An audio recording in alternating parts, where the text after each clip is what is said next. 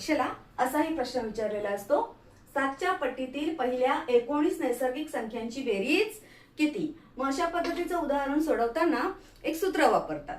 कोणतं? तर n कंसात n अधिक 1 भागिले 2. आता कितीच्या पट्टीतील आहे? 7च्या पट्टीतील, म्हणून याला गुणिले 7 आणि n बरोबर काय? तर 19 नैसर्गिक संख्यांची सांगितली. म्हणजे इथं जेवढ्या संख्या सांगितलेल्या असतील ते आपण इथे घ्यायचं आहे. इथे 19 सांगितलेत म्हणून आपण n बरोबर 19 घेतले. आता आपण चला किंमत टाकून सोडवूया.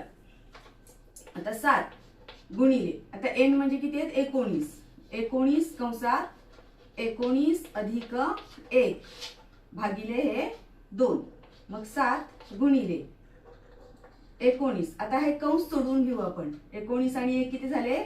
20 भागिले 2. बेद आहे 20. 19 आहे 190 आणि हे गुणिले 7 म्हणजे 7 गुणिले 190. आता आपण हे सोडून घेऊया.